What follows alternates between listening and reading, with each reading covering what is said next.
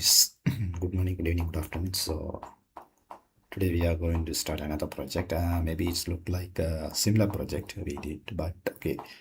So we are going to learn by doing. So it's better to do more projects instead of watching videos. So again, so it's around self-scripting plus GitHub API. So it's most probably our last project around in self-scripting and GitHub. So after that, we are going to move mainly like containerization and configuration management or like kind of Ansible. And after that, we are going to like Docker, Kubernetes. So this is the part. And yeah, so this is the plan as well. So we will start around 4:30 am, right? And yeah, and if you have any question, please put in the chat. I will reply. Thank you.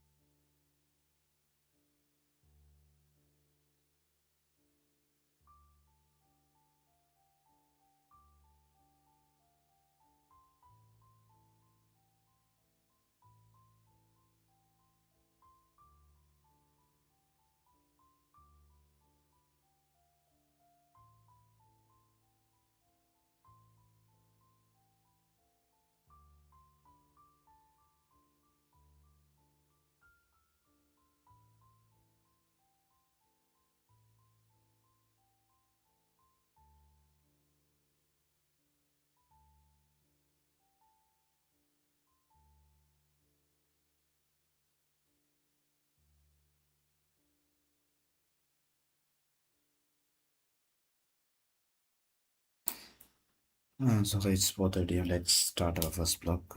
So first block is until 5:40.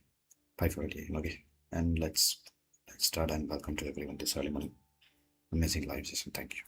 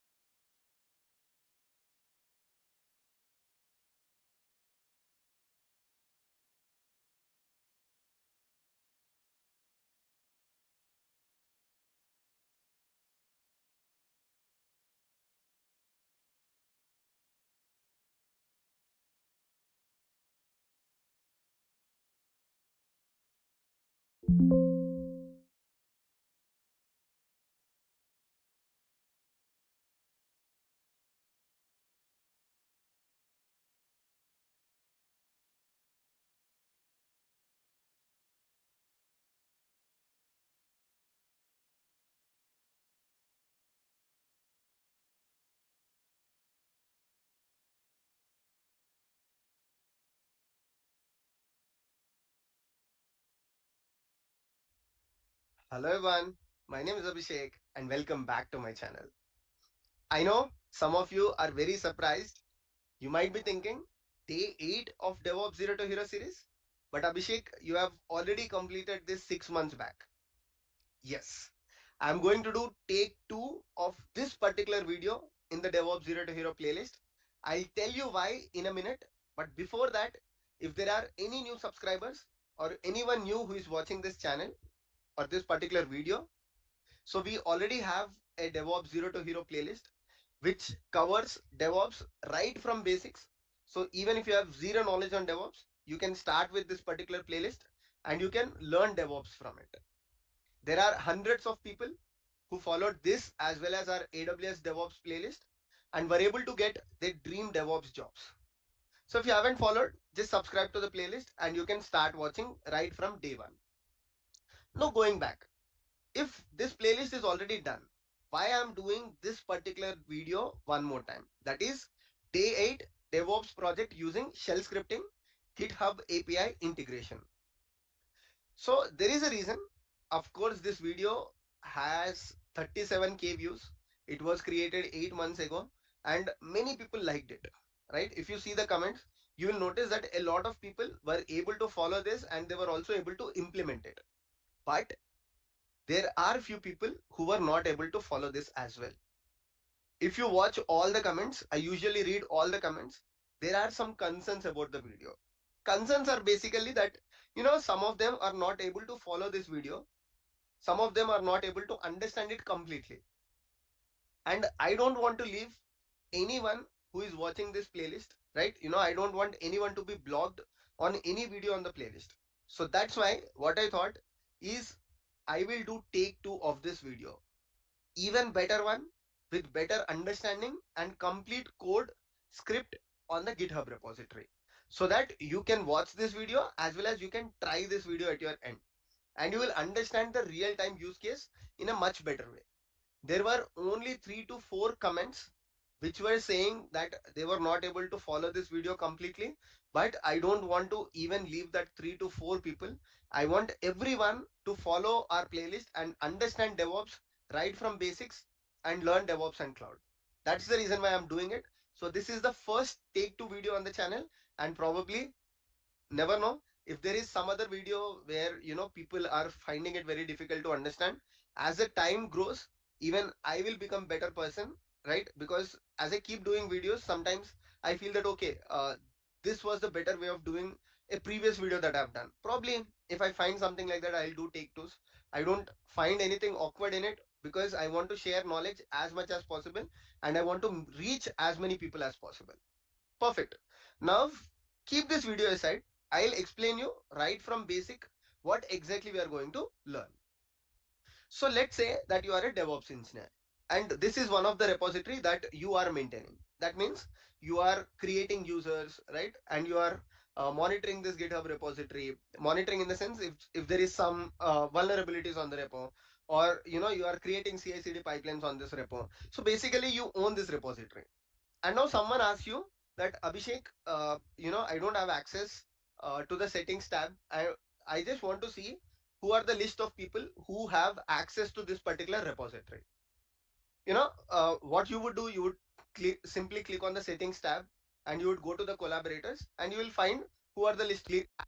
Or you are creating CI/CD pipelines on this repo. So basically, you own this repository. And now someone asks you that Abhishek, I don't have access to the settings tab. I just want to see who are the list of people who have access to this particular repository.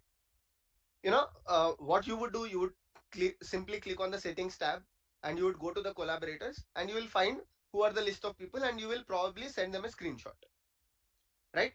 But as a DevOps engineer, you want to understand this on a daily basis. Or let's say someone is resigning your organization, okay, and you want to see if this person has access to this repo.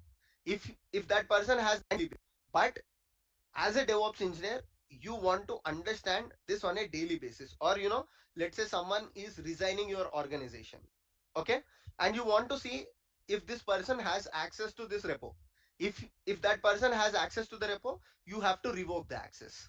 So on a day-to-day basis, you might want to go to the GitHub repository and see who has access to the repository. Someone wants to have the read access, someone wants to have the write access. So you will just go to the repository, see if that person already has read access, so you can promote them to write access. So to do all of these things, every time, instead of logging to the repository, right, instead of every time logging to the GitHub repository, what you can do is you can write a shell script. Okay, and what this shell script requires, this shell script requires GitHub integration. Now, let's see how does this GitHub integration work.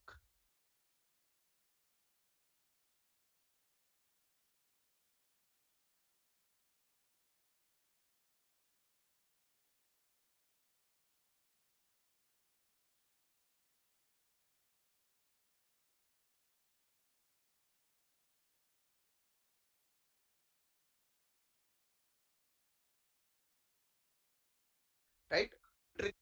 Instead of logging to the repository, right? Instead of every time logging to the GitHub repository, what you can do is you can write a shell script. Okay. And what this shell script requires? This shell script requires GitHub integration.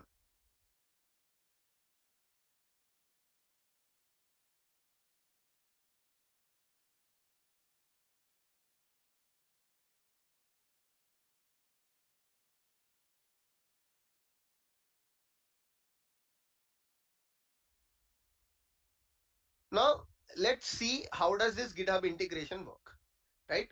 So on a broad level, okay, if you want to integrate or if you want to talk to any application, so there are two ways to talk to it. One is API.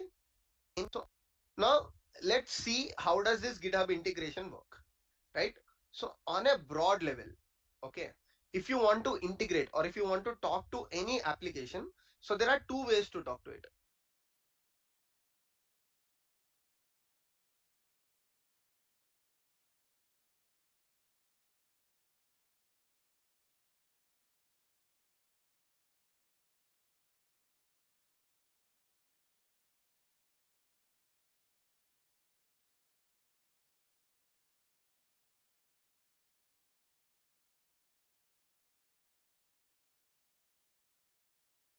One is API and the other is CLI.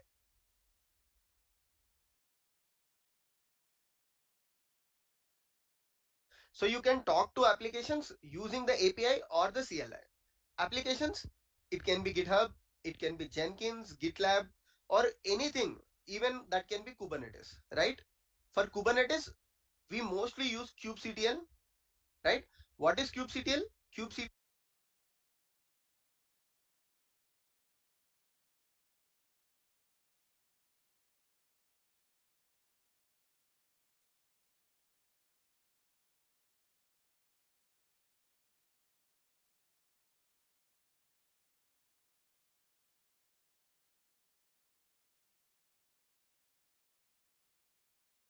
kubectl is the CLI for anything, even that can be Kubernetes, right?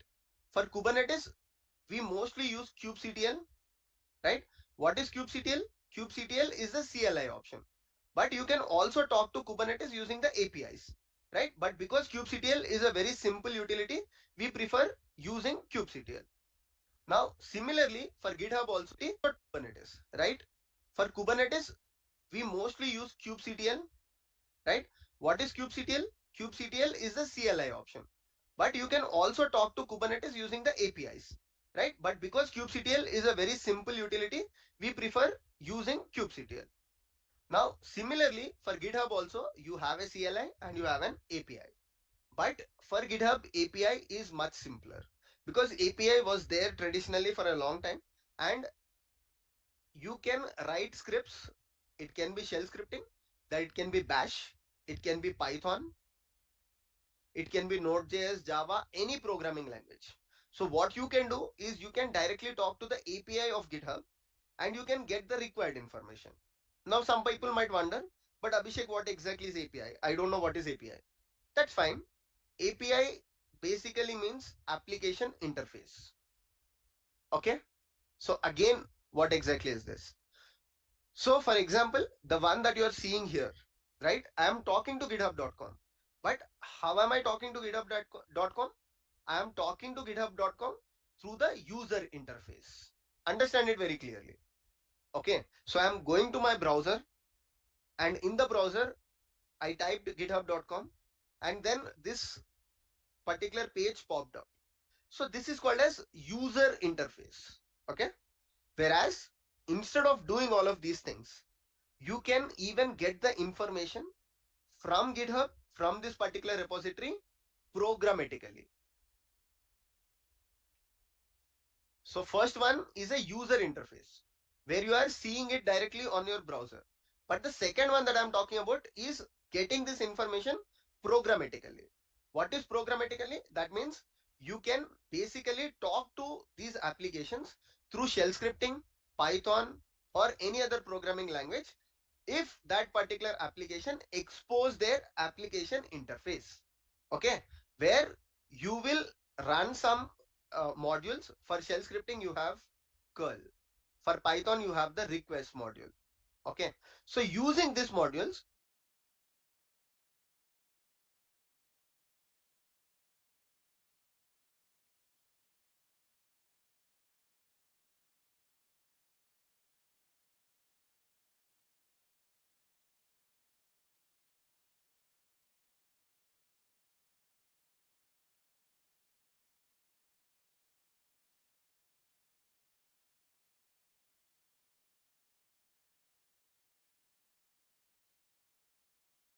what you can do is you will use the HTTP protocol, or these days people also use the gRPC protocol, which is advanced to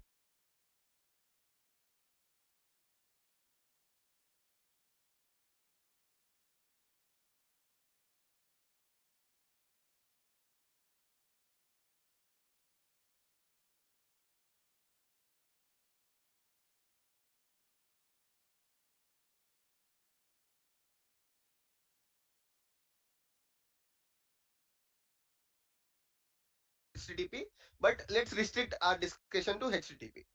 So using curl or request, or depending upon your programming language, there are some modules.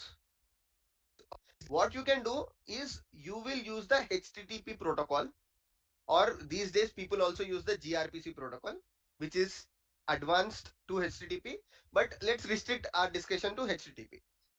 So using curl or request, or depending upon your programming language, there are some modules, and using these modules you will directly talk to the application. So you don't want to go to your browser, you don't want to go any other place, but you can use either Postman, or you can use curl command requests if you are using Python, or depending upon your programming language, any module, and you can get the information.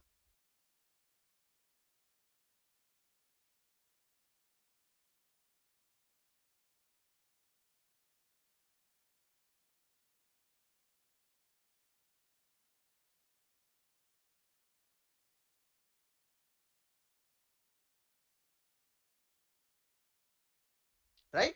So if you are getting this information in such a way, then basically you are talking to that programmatically through the application interface. So that's why it's called as API. Now the question is, should DevOps engineers write these APIs? The answer is no.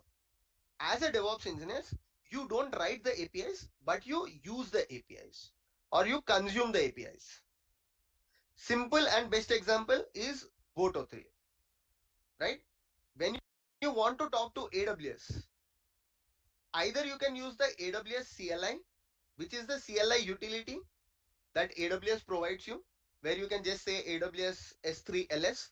You can get all the list of AWS buckets. Or what you can do, you can write a Python program, you can use the Boto3 module, and you can interact with AWS.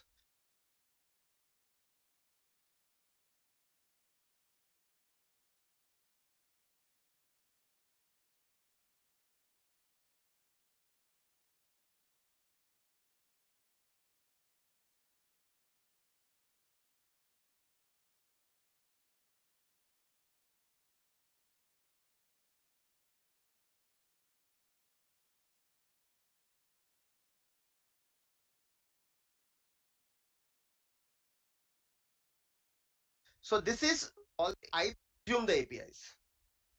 Simple and best example is Boto3, right? When you want to talk to AWS, either you can use the AWS CLI, which is the CLI utility that AWS provides you, where you can just say AWS S3 LS. You can get all the list of AWS buckets. Or what you can do, you can write a Python program, you can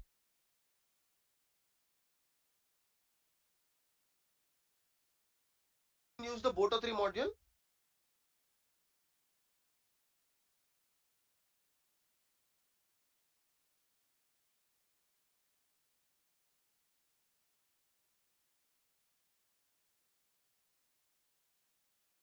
and you can interact with AWS.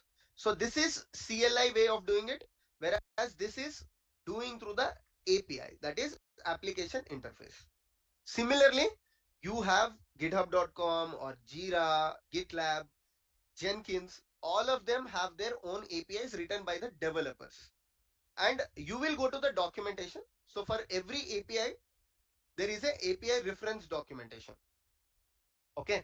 Whenever developers create the APIs, they write the reference documentations. Because without reference documentation, DevOps engineers won't understand how to make requests to these APIs. Right? DevOps engineers know how to use curl. DevOps engineers know how to use request module. But DevOps engineers does not know what is the API. That is, what is the URL for the API. You will understand in a minute what is the URL for the API, and in the URL how to get particular information. For example, but DevOps engineers does not know what is the API, that is what is the URL for the API. You will understand in a minute what is the URL for the API, and in the URL how to get particular information. For example, so now I am in this particular repository called Argo CD operator. For example, I want to find the pull request in this repository. Because this is a user interface, I can simply find to get particular information. For example, so now I am in this particular repository called Argo CD operator. For example, I want to find the pull request in this repository. Because this is a user interface, I can simply see everything. And here I see a button for pull request. I'll click on this button and I'll see all the pull requests.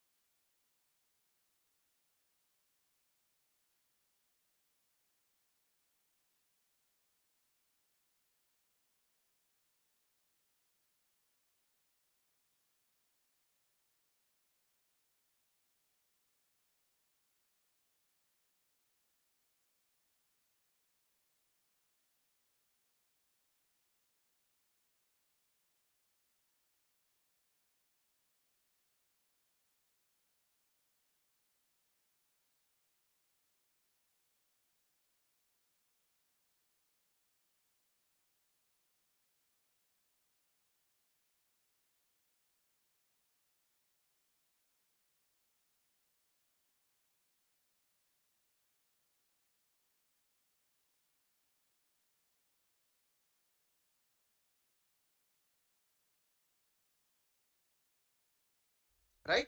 But repository. Because this is a user interface, I can simply see everything. And here I see a button for pull request. I'll click on this button and I'll see all the pull requests, right? But for API, how will you understand that? That is, in your shell scripting or in your Python scripting or any other programming language, how would you understand that what should be the URL or what should be the API URL that you should hit? I'll give you an example, right? For example,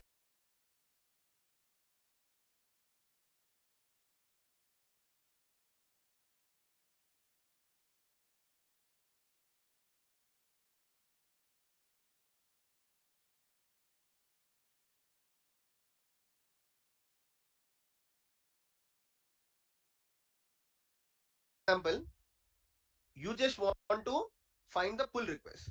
Then what you will do is you will go to the GitHub API doc. I'll show you the API documentation. So you just want to find the pull request. Then what you will do is you will go to the GitHub API doc. I'll show you the API documentation. So you will search for GitHub API documentation, and in the GitHub API documentation, you will search for pull requests, where the GitHub API documentation will tell you that okay, in your shell scripting, try to hit this particular URL and you will get the API document. I'll show you the API documentation. So you will search for GitHub API documentation, and in the GitHub API documentation, you will search for pull requests, where the GitHub API documentation will tell you that okay, in your shell scripting, try to hit this particular URL and you will get the list of pull requests. So let's see. So what I'll search is GitHub API doc. See, I got the GitHub API REST documentation.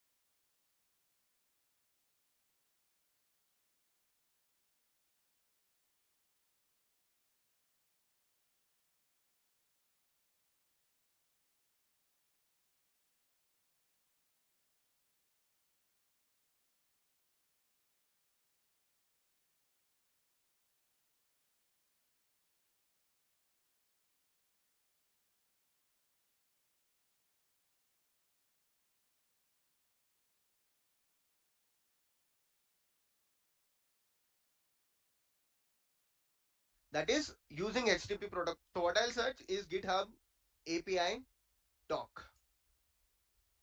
See, I got the GitHub API REST documentation. That is using HTTP protocol. How should you access the GitHub APIs? Now here you have bunch of things, right? So best example, I wanted to get the pull request. So I'll search this entire thing and I scroll down. I found some option called pulls. And here I'll click on this page where action, that is using HTTP protocol, how should you access the GitHub APIs? Now here you have bunch of things, right?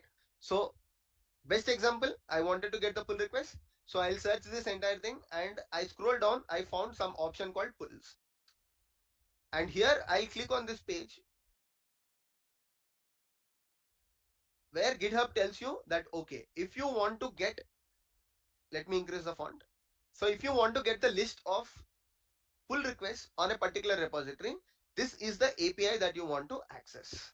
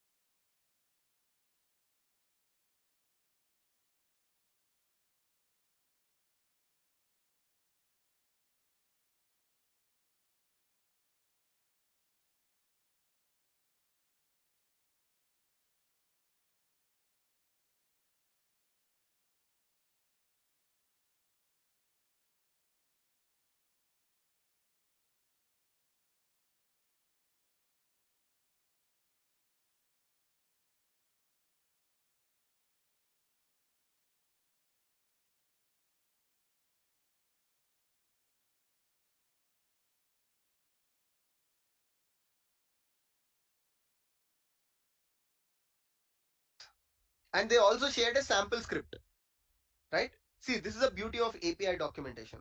So there is also a sample script where they are saying if you are writing this code in shell scripting, then use this particular curl command.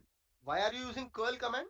Because in shell scripting, curl is a module to interact with the APIs. If you are using Python, request is a module. If you are using JavaScript, see, they have provided module for JavaScript as well. If you are using GitHub CLI, then this is how you do it. Right now, we are focused on the shell scripting part. So this is the curl command and this is the URL they are saying, right? So this is the URL that you have to hit. What is it? HTTPS api.github.com. Watch it carefully. This URL is github.com, whereas this URL is api.github.com /repos /owner /repo /pulls. So here you have to replace owner and repo with your repo details. If your repository is Kubernetes, then here you have to provide Kubernetes /Kubernetes. If your repository is something of your own, then here you have to provide your organization name. If it is my repository, then here I will provide I am Viramalla, and here I will provide the name of the repository, let's say DevOps 0 to Hero or AWS 0 to Hero. I'll show that in the shell scripting format as well, don't worry. But for now, you understood how to read the API documentation, right? For example, I want to understand about the number of, let's say I want to get the number of issues, okay? So that is another easy thing, right? So this is a repository and I want to get the list of issues. On the user interface, I'll simply click on the issues tab. But for the API documentation, what you can do is again, go back and search for issues tab. So this is the issues tab and I'll click on the issues page. Again, you will have the API documentation where it says, okay, if you want to get list of issues, then this is the API command. Okay. Once you enter this API command, you will get the list of issues. So here again, they have clearly provided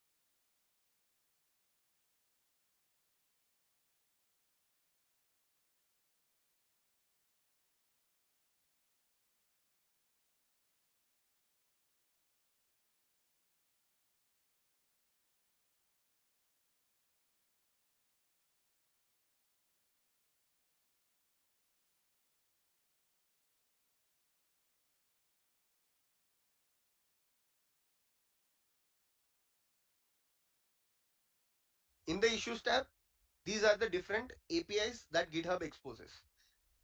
List issues assigned to a user or get an issue. You can also create issues, right? So let's say you want to create issue through a shell scripting.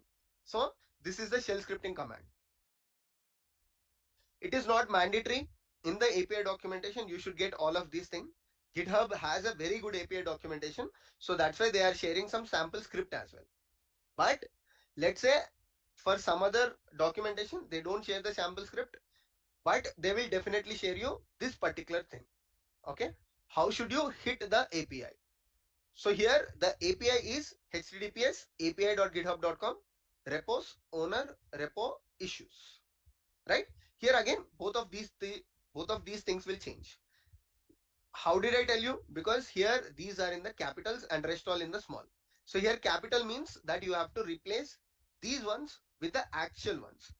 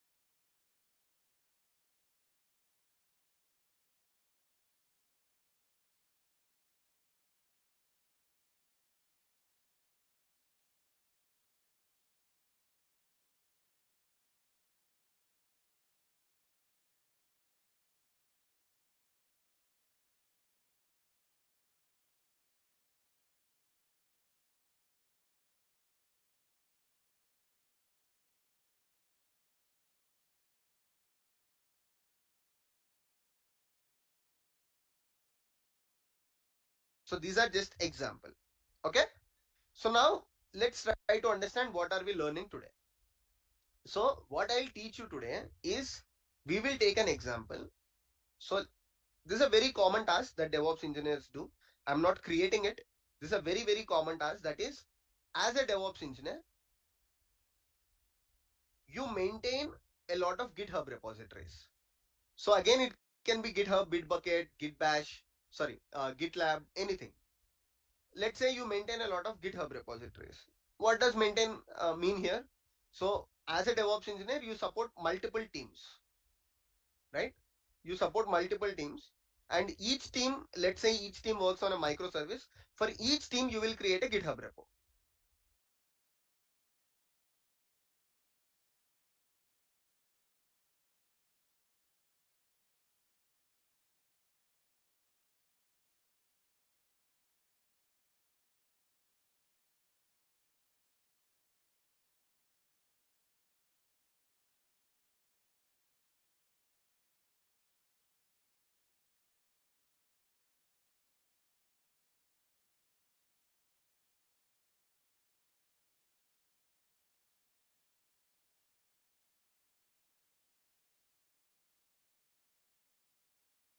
Each team maintain mean here.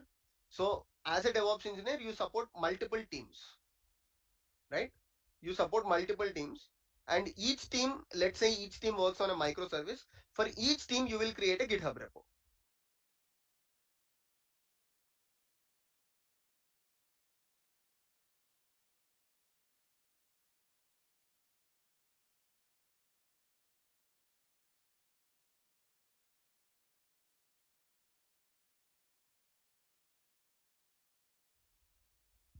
And you will not just create the GitHub repo for them, but what you will also do is for each repository, you will make sure proper access is granted. That means only people who require access to the repo are granted with the access.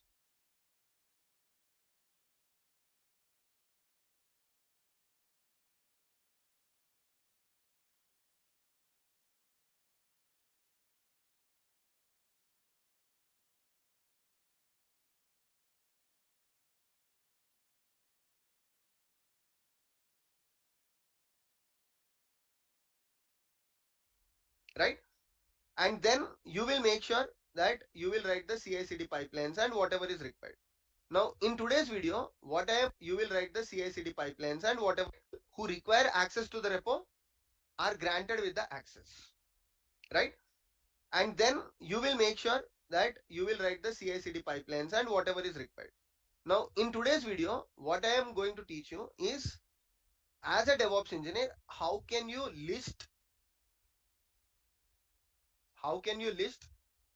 people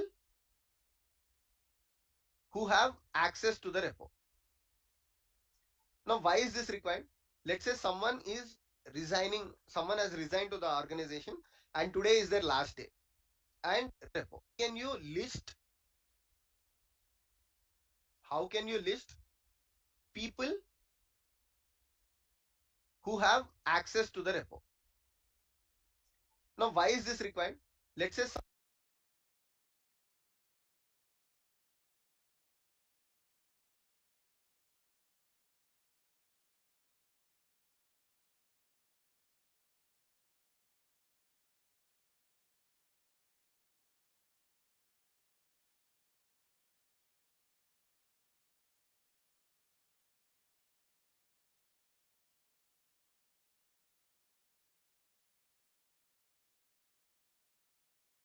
someone is resigning, someone has resigned to the organization, and today is their last day. And as a DevOps engineer, you want to find if this particular person has access to the repo. If he has access, you want to revoke the access. Now, the repo, if he has access, you want to revoke the access. Now, every time you don't want to go to the GitHub UI, search for repository, search for the settings page, go to the collaborators, and if this person has access, you have to revoke the access. Instead of doing this, what you can do, firstly, you can list group of people who have access to the repository, and if the person is there, then either through shell scripting or manually you can revoke the access, because this is a quite common task. What you can do is, instead of manually doing it, you can automate this with shell script, and that's what I'll show you today. Okay, so this particular script is available. I'll share the script in the description. So everything is written in a very detailed way, but I will walk you through the script and I'll execute the script, and I'm also going to show you how to improve the script. So please watch it till the end, because we will not just how to execute the script, but I am also going to show you some improvements, and I'll walk you through the entire script so that you will understand how DevOps engineers write shell scripts for real-time use cases. Okay, let's say that there is this GitHub repository, GitHub Kubernetes/Kubernetes. Now, what is this repository? Kubernetes/Kubernetes is the official repository for Kubernetes documentation. Sorry, Kubernetes source code, right? Here, you don't know who have access to this repository because you are not the owner of this repository. But in your organization, as a DevOps engineer, you have access to the repository and you know who exactly have access to it. Now, what open source projects do is they create a particular file called owners. Okay.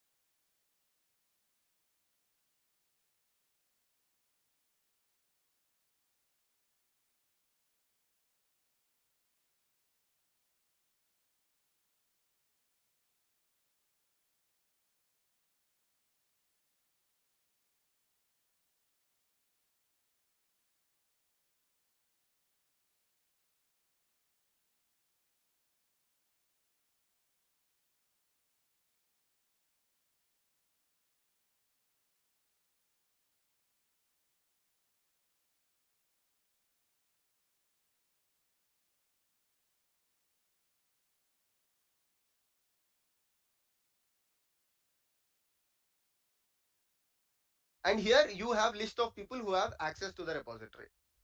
Now, what open source projects do is they create a particular file called owners. Okay, and here you have list of people who have access to the repository. But in your organization,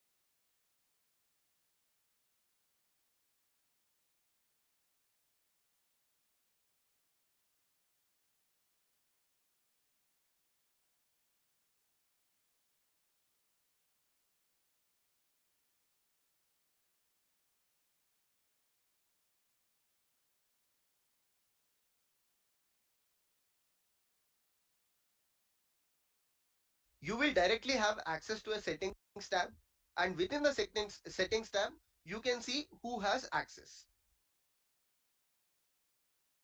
For example, but in your organization, you will directly have access to a settings tab, and within the settings tab, you can see who has access. For example, I have a particular organization that I have created, which is called DevOps by examples. Okay, so this is a organization that I created just for my practice purpose. You can also create organizations. Just go here and create organization, but I'll not deep dive into it because it will take a lot more time. So you can practice on your organization. If you're working in an organization, you can practice it, or else you can create a organization and create a repository, and then you can play around with it. For example, like I told you, this is the organization that I already have, and here I have some repositories. So let's say I want to go to this particular repository called Jenkins 0 to Hero. Okay, this is a fork. Instead of that, let's go to an actual repository only. So DevOps by examples. I think this is a repository that okay, not even this one. So I just want to take a repository. Let's click on view all repositories. So you can pick up anything. So this is one repository, let's say complete DevOps course. Okay, and here you will see a settings tab. I mean, I am seeing a settings tab because I'm owner of this organization and a repository. Here there will be an option called collaborators and team. Organization and a repository. Here there will be an option called collaborators and team. Okay, I just have to enter my password one time. Okay, so here it will list you all the collaborators and users. Now the reason why there are no users, no collaborators is because okay, I just have to enter my password one time. Okay, so here it will list you all the collaborators and users. Now the reason why there are no users, no collaborators is because nobody has access to this repository within my organization. But there is another repository that I know, for example this one, where I am collaborating with some others on this repository. So if I go to a settings tab, in the collaborators and team, I'll see one person, right? So this is one person who has access to the repository. Now, every time if I want to go and check who has access to repositories in organization, it's a difficult task because I have to log into github.com, I have to go to that repository, go to that organization and find who has access. But if you run this particular script that DevOps engineers use on a day-to-day basis, okay, so what we will do is we will clone this clone this particular shell script onto an EC2 instance. We will execute against this particular repository and see if it is working fine or not. Later, I'll explain you the script and I'll also tell how to improve it. So firstly, we will use an EC2 instance. Okay. So let's go to AWS EC2 instances. Let's launch an instance right from the scratch so that everybody can follow this particular project. So here, let's say shell script example. We will take Ubuntu. Use your public key, whatever it is. Click on the launch instance. Okay. Now, after this, what we will do, once the instance is created, we will use a terminal and we will log into it. If you are using putty, you need to use a ppk file, not the pem file. Let's say you are using mobile xterm or something, depending upon your, if you are on Windows or Linux, you need to take pem file or ppk file. You have to import that to your mobile xterm or putty, and you have to log into it. If you are not aware of this information, you can watch day 3 of AWS DevOps Zero to Hero series. There I have explained very clearly how to do it. Okay. Now let me refresh. I hope the instance is created. Perfect. Shell scripting example. Copy this one. Take a terminal. Okay. I have a terminal. SSH. Control R. SSH. And here I'll replace this ID with the ID. This is the IP address, right? Accept the connection. Perfect. Now let's clone this particular shell script. So I already copied the shell script path. What I'll do is git clone. This is the shell scripting project, right? Where did I get this from? You can just clone this repository. Just click on this one. You can find this link in the description.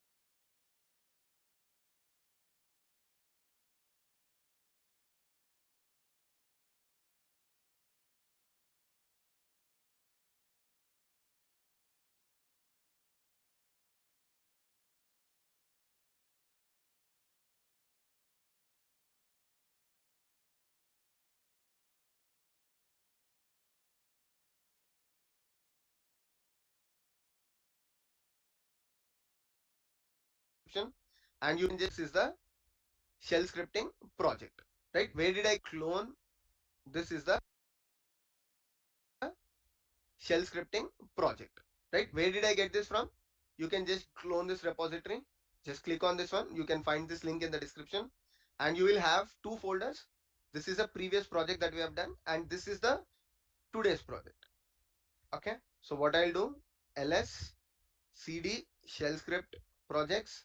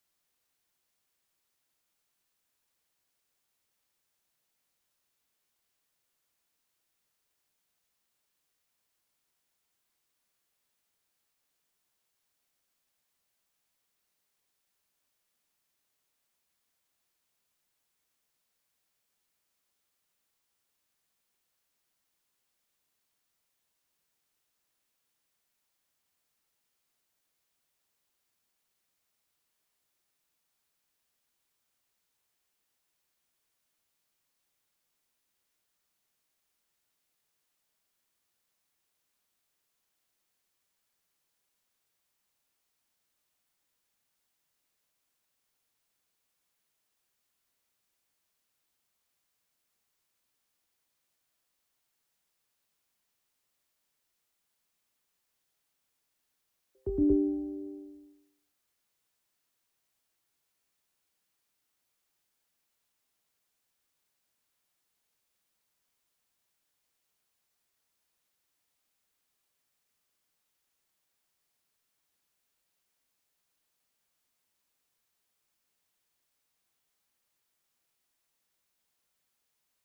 inside that, I'll go to the GitHub API, today's project.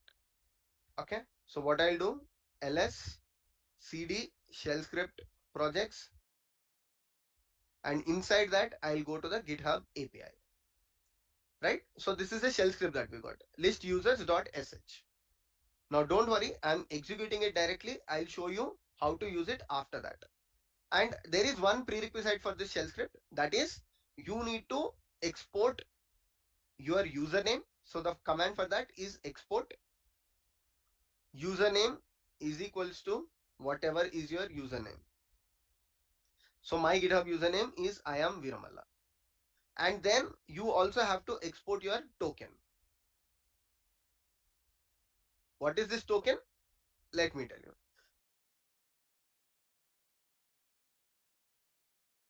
So whenever is export username is equals to whatever is your username.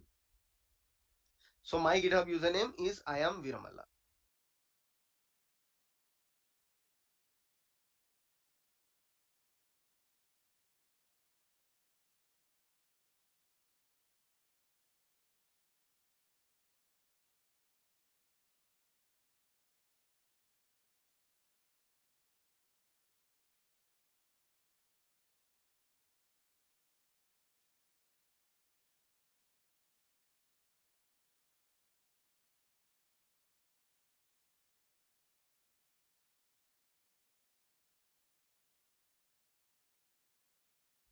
And then you also have to export your token. What is this token? Let me tell you. So whenever you are logging in to github.com, what you will do is you will provide your username and password, right? So for the APIs, you will not have username and password, but you will use something called as API token. So how to create that API token?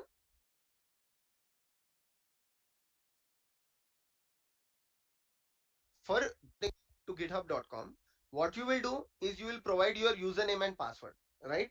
So for the APIs, you will not have username and password.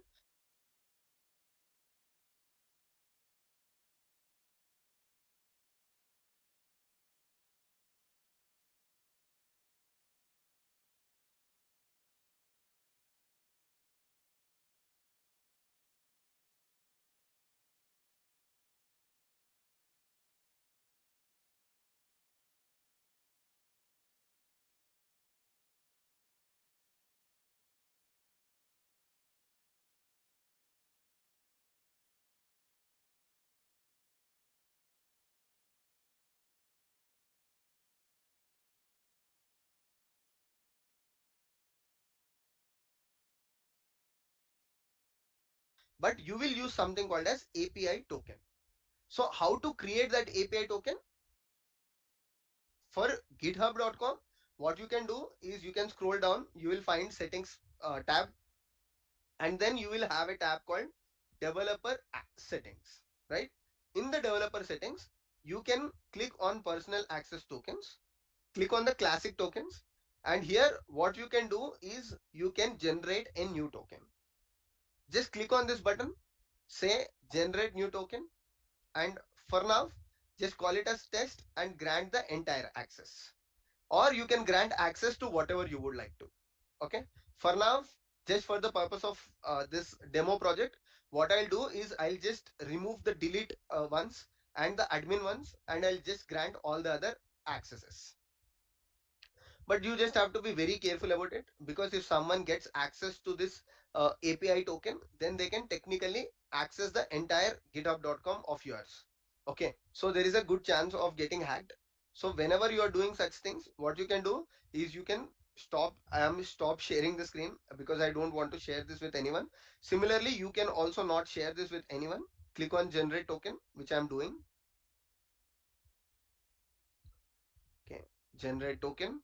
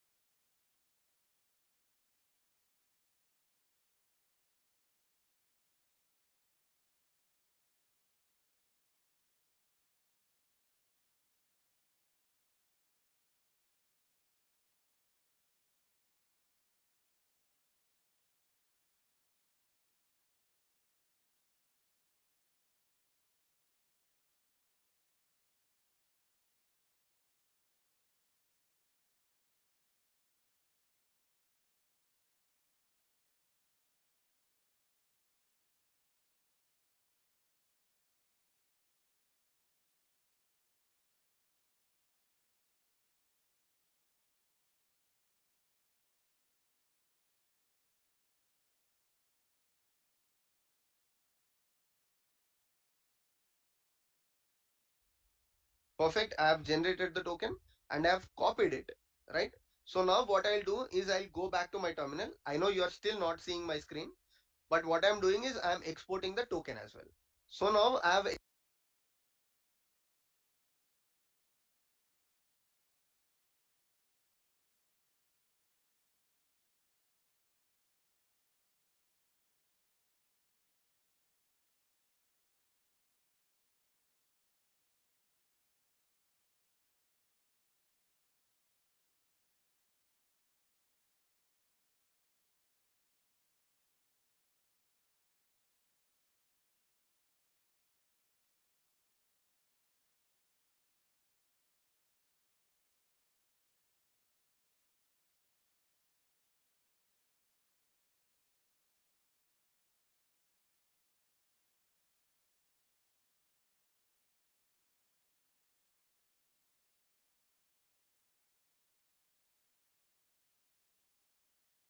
exported the token, I've exported the username. Now I'll start sharing the screen again. Done.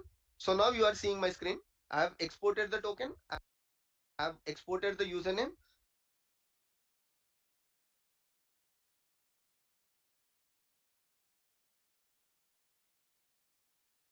Now what I will do is I will execute this particular script. And for this script, you have to provide two command line arguments. Why you need to provide that? When I walk you through the script, you will understand. But the command line arguments are very simple.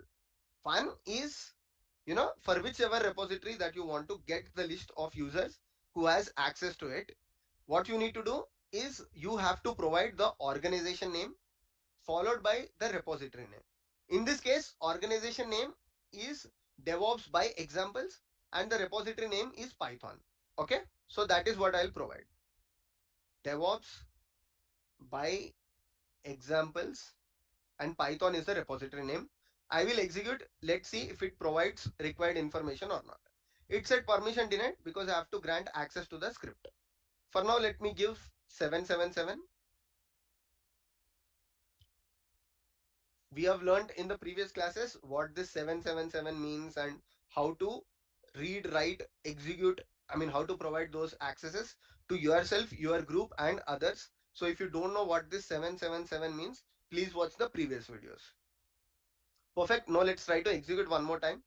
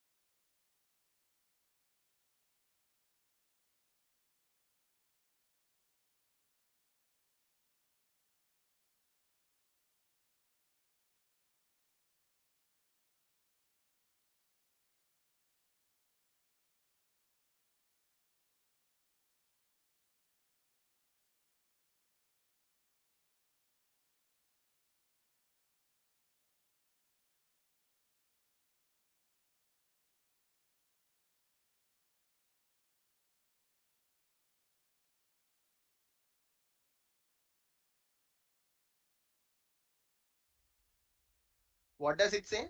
JQ command not found. That's still okay.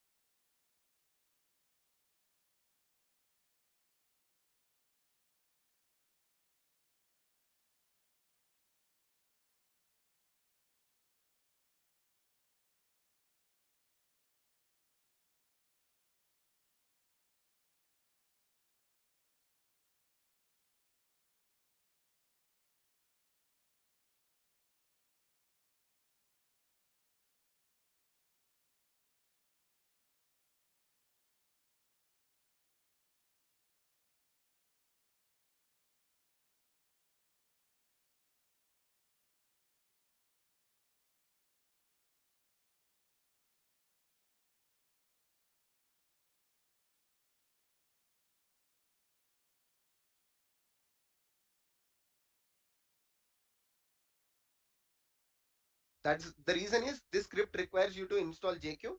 So let me install JQ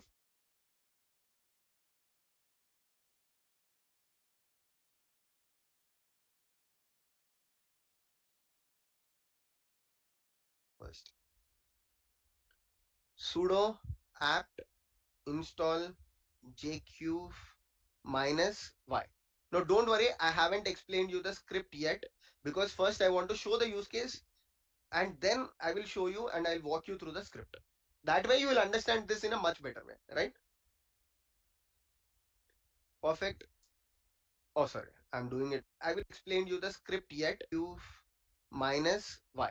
Now don't worry, I haven't explained you the script yet because first I want to show the use case and then I will show you and I'll walk you through the script. That way you will understand this in a much better way, right? Perfect. Oh, sorry, I'm doing it again. Now let me execute the script.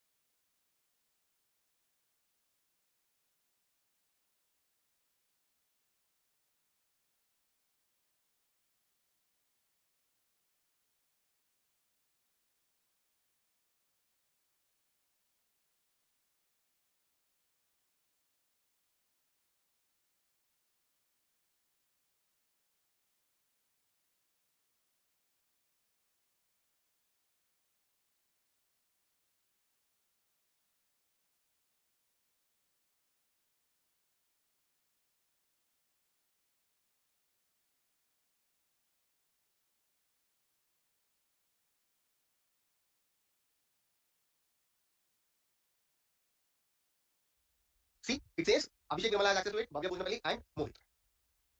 These are the people who have access. You might be wondering, Abhishek, why exactly it is only showing Mohit?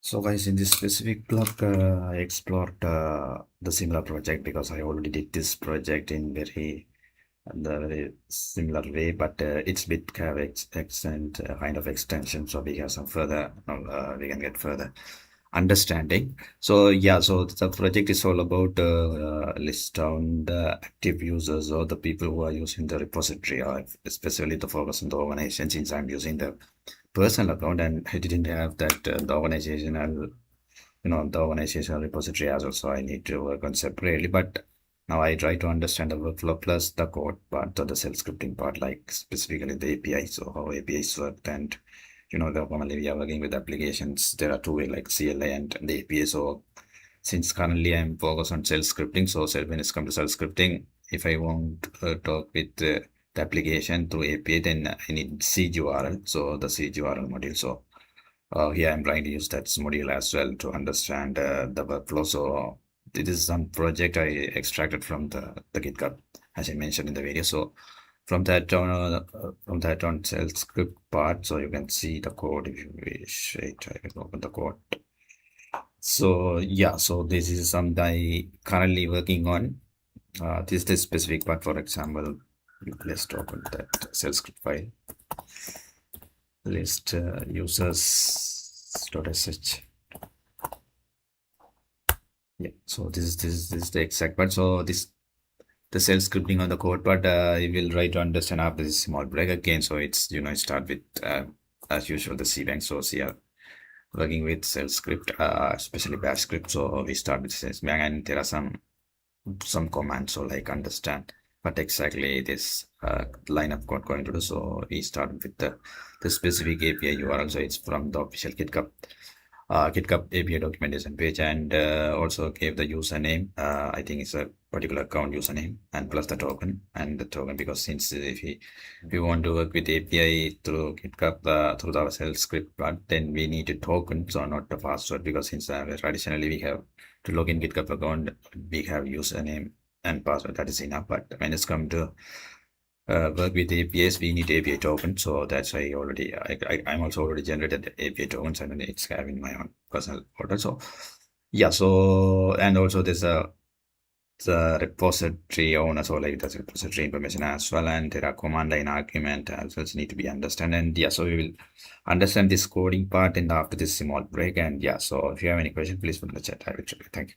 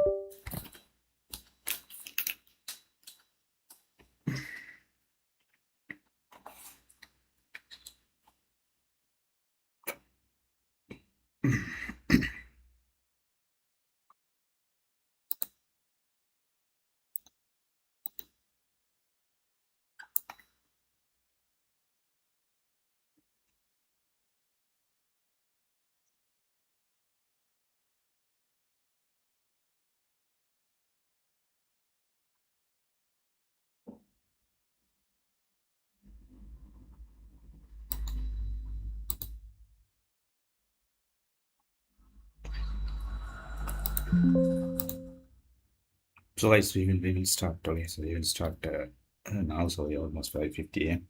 Yeah, and we will continue until around 6:40. Okay, thank you.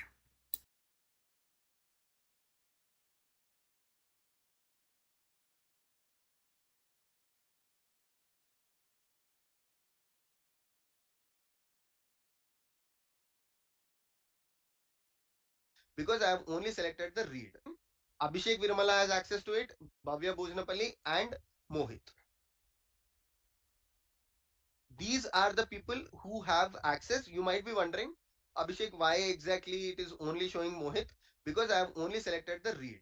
Okay. If you select all the here, right? Role type. Oh, sorry. The reason why is it showing only Mohit is because other two people are the owners of this repository. Okay. So the reason why it doesn't show Bhavya Bojnapalli and I am Viramalla, because I am Viramalla is me and Bhavya has access to this repository, but we are the admins of it. Right. Here it clearly indicates. See, all two members can access this repository. One has access to this repository, which is an outside collaborator. So Mohit is an outside collaborator. That's why it directly shows Mohit here, whereas two members, right, is I am Viramalla and Bhavya Bujnapalli, who are the admins of this repository. So that's why it does not show up here. If you execute this project in your organization, it will show list of people who has access to it. Doesn't matter outside collaborator or this particular thing. In this case, because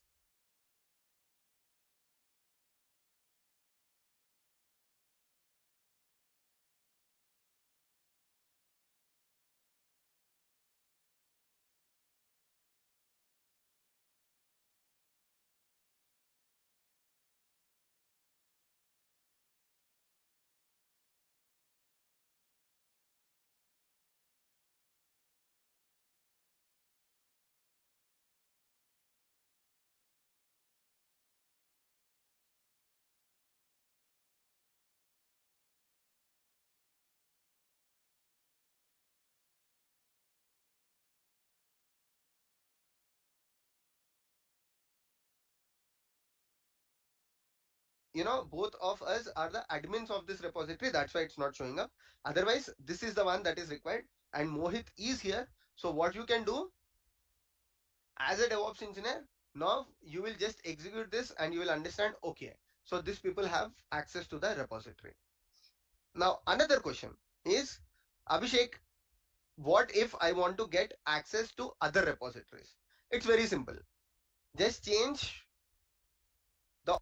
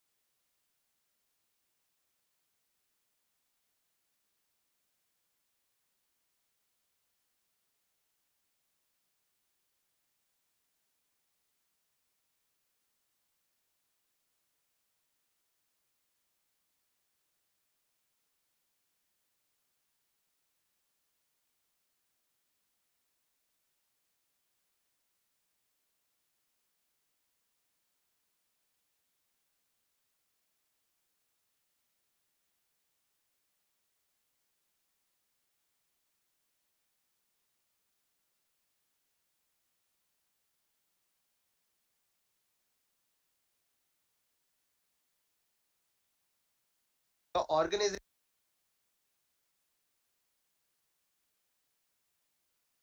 name and just change the repo name. For example, if I want to get access to other repositories, it's very simple.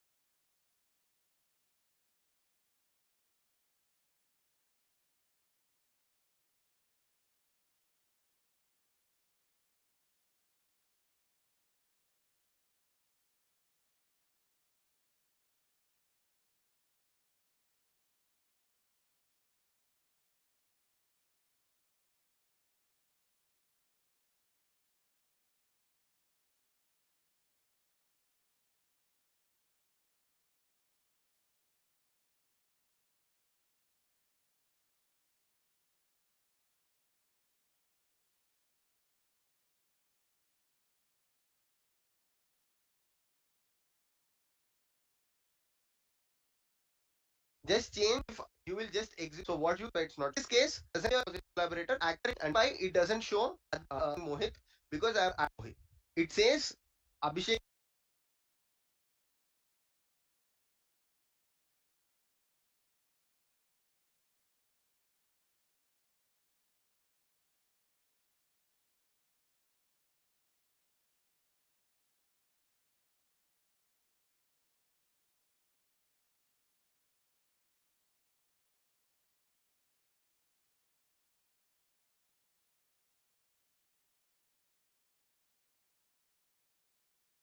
Virmala has access to it, Bhavya Bojnapalli and Mohit. These are the people who have access. You might be wondering, Abhishek, why exactly it is only showing Mohit? Because I have only selected the read. Okay. If you select all the here, right? Role type. Oh, sorry. The reason why is it showing only Mohit is because other two people are the owners of this repository. Okay. So the reason why it doesn't show Bhavya Bojnapalli and I am Viramalla, because I am Viramalla is me and Bhavya has access to this repository, but we are the admins of it. Right. Here it clearly indicates. See, all two members can access this repository. One has access to this repository, which is an outside collaborator. So Mohit is an outside collaborator. That's why it directly shows Mohit here, whereas two members, right, is I am Viramalla and Bhavya Bujnapalli, who are the admins of this repository. So that's why it does not show up here. If you execute this project in your organization, it will show list of people who has access to it. Doesn't matter outside collaborator or this particular thing. In this case, because both of us are the admins of this repository, that's why it's not showing up. Otherwise, this is the one that is required, and Mohit is here. So what you can do as a DevOps engineer, now you will just execute this and you will understand, okay, so these people have access to the repository. Now, another question is, Abhishek, what if I want to get access to other repositories? It's very simple. Just change the organization name and just change the repo name. For example, right?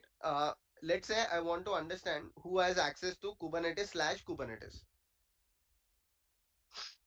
Okay. So github.com, my bad, github.com, Kubernetes/Kubernetes. What did I do wrong? spelling mistake. Okay, so here let's say I want to get access, list of people who has access to this repository. So what I'll do in the script, I'll just change it to Kubernetes.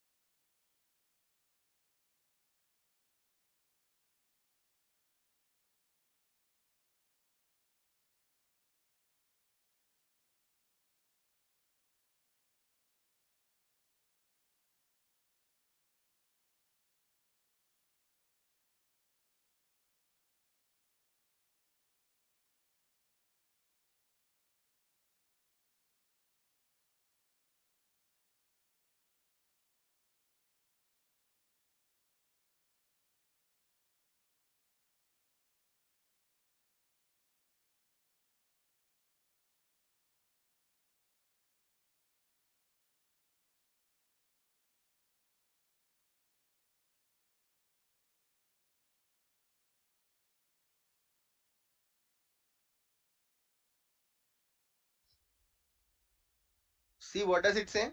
It says cannot index string with string permissions. I mean, the script has failed because I don't have access to it.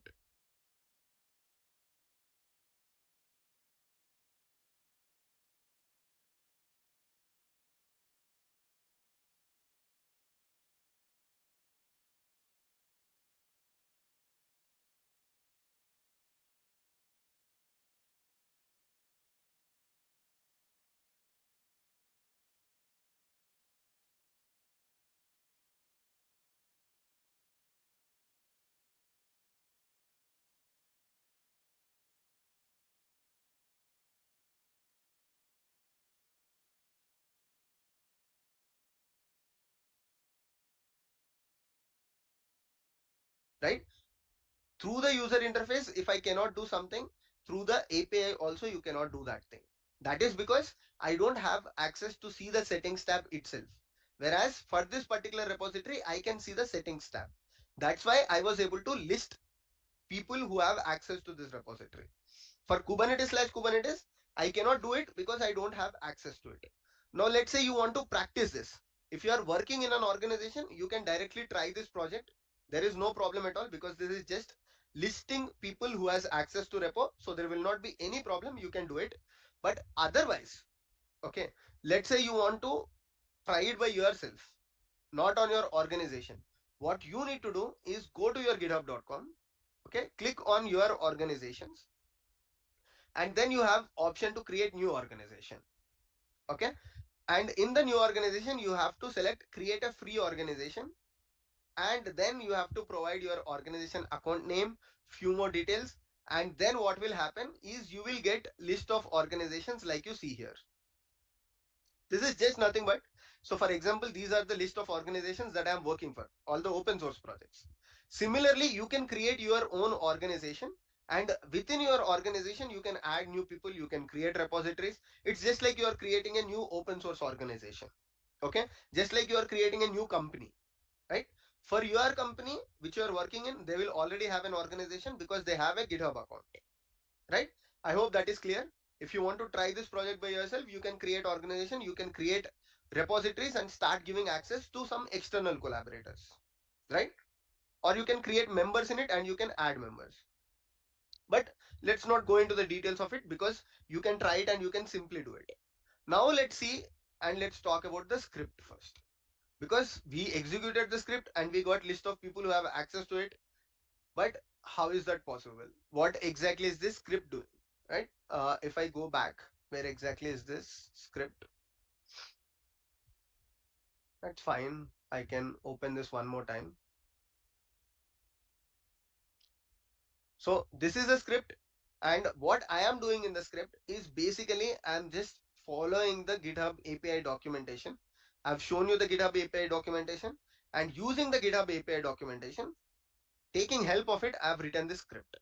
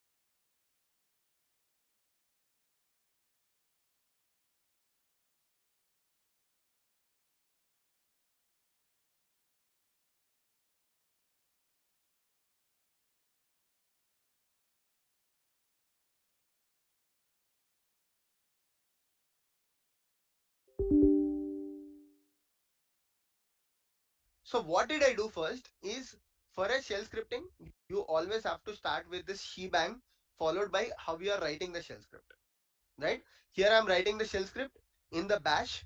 If you are writing in sh, just replace this with sh. If you are writing in bash, then keep this particular syntax as the first line. And then I'm saying this is my API URL.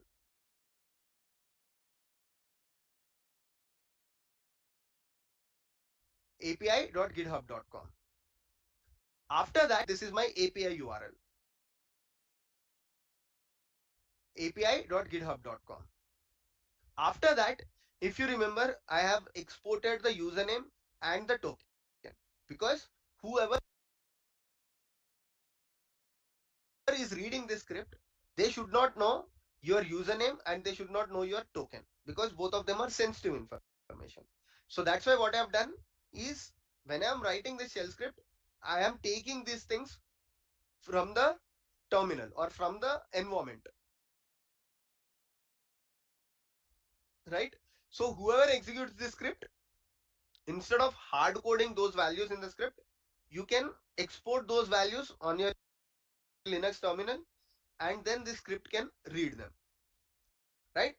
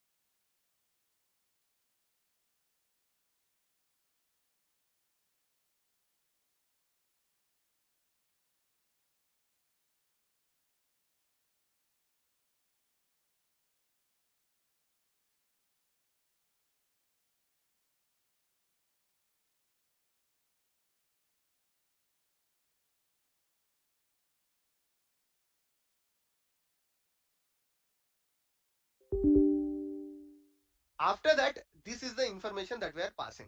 What exactly we are passing? For example, here I said DevOps by examples Python. And these values are the command line arguments, right? This is the script and these are the command line arguments that I am providing to the script. And command line arguments can be read in this way. $1 indicates this command line argument.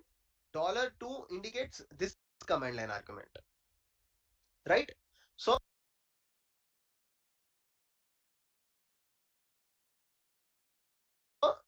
repo owner and repo name. In this case, repo owner or the organization name is DevOps by examples, and this is the repo name.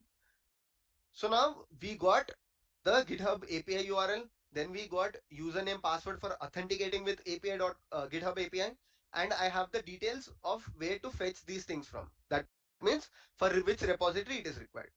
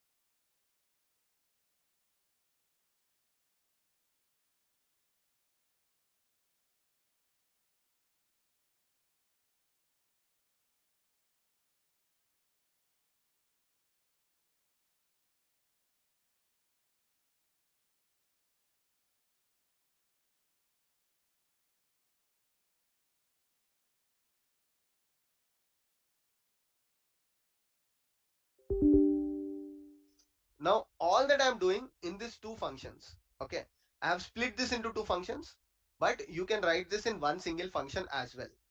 In this function, I am just phrasing the URL. That is, I'm just forming this particular URL api.github.com followed by the API. Okay, this does not read a function, but to write efficiently, what you need to do is create a function for it, and in the function you can phrase the entire curl command, right? So how I am forming the curl command? So here I am getting what is the endpoint. Okay, let's start from here so that it will be very simple for you. So my end goal is to form this particular entire command that you are seeing. Okay, when I'm writing this script, what I have decided is I will form this entire curl command. Okay, this entire curl command I will form in the different function, and what I will do is rest all things I will execute in a different function. So that's what I'm doing here. So I'm forming the curl command. What is it in this entire curl command I will form in the different function, and what I will do is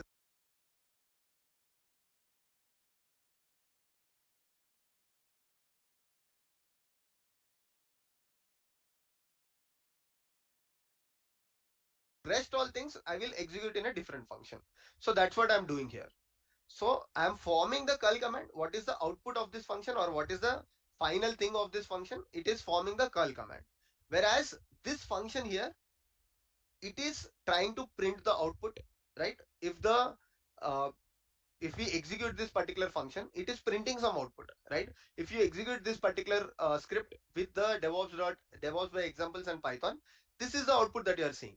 So what I'm doing for taking inputs and printing output, I have created a function, and then I've created a different function just for forming the API URL and all the parameters that are required for the API. That is the curl command and all the things in a different function.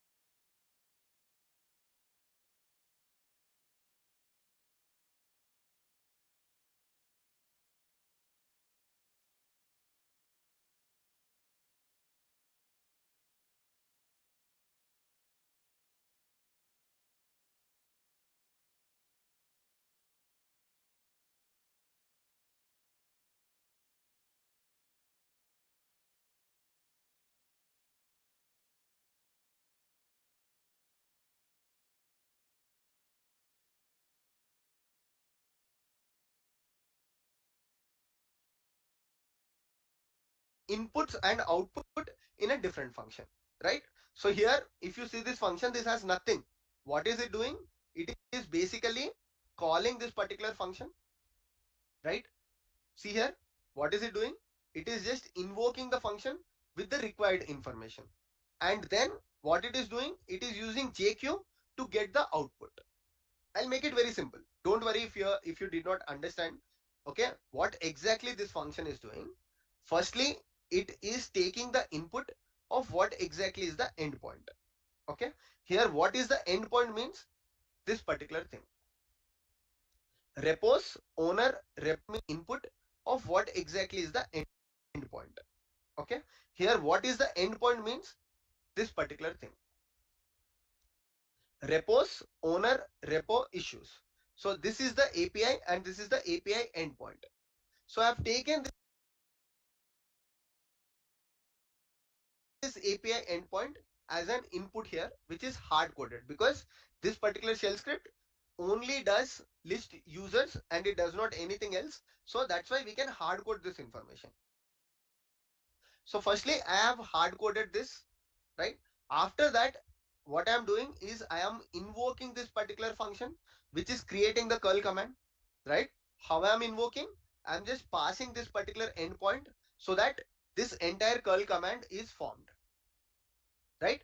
This entire curl command is formed. Now, once this command is formed, what I am doing is I am executing this curl command. And once the executed information is done, what github.com will do, when you execute this particular API, it will give you entire JSON information. GitHub.com or most of the APIs, they will only give JSON information. That means, let's say, for this particular function, if I remove this JQ thing, okay, this will be very interesting. Please watch it carefully. So what I'm going to do is I am going to remove this JQ thing. Then you will notice that GitHub is actually giving you the JSON information.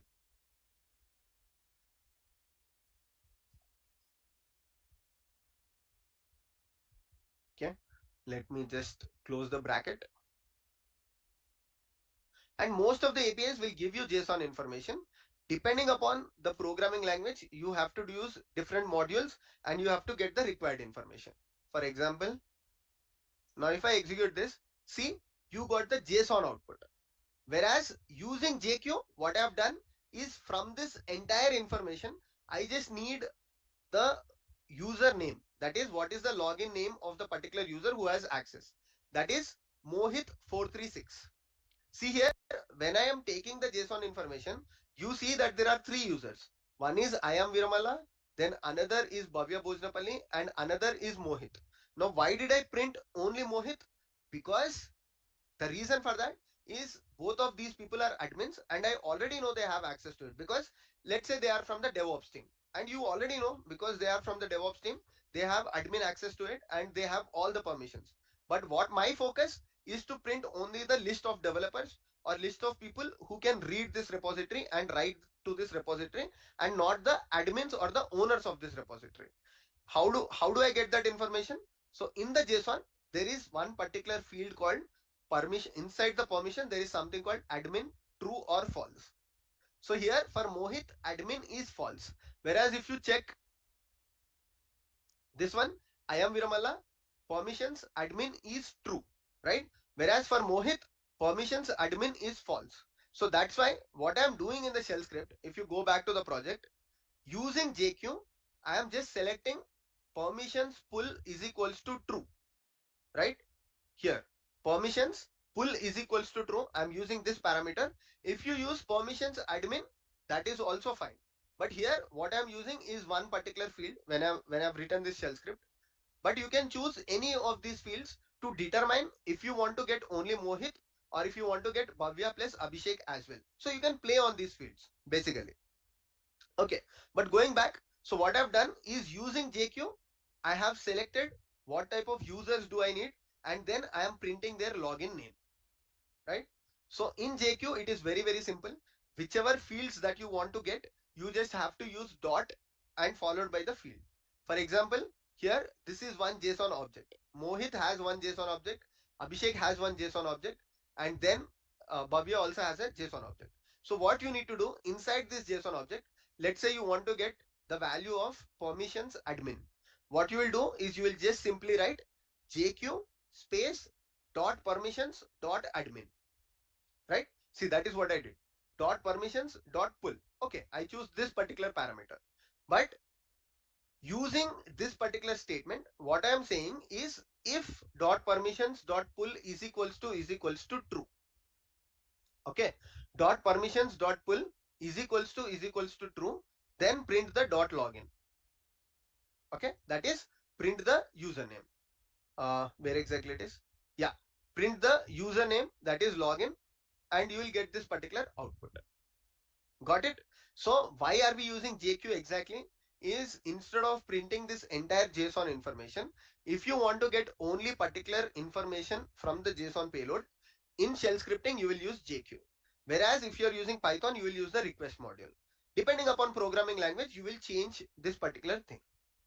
But going back to the thing, in this particular function, I have taken the input, what exactly is the endpoint, then you know I am just calling this function which is creating the curl command, and then I am executing the curl command, and I am getting the required information using JQ. Finally, what I am doing is I am printing the list of users.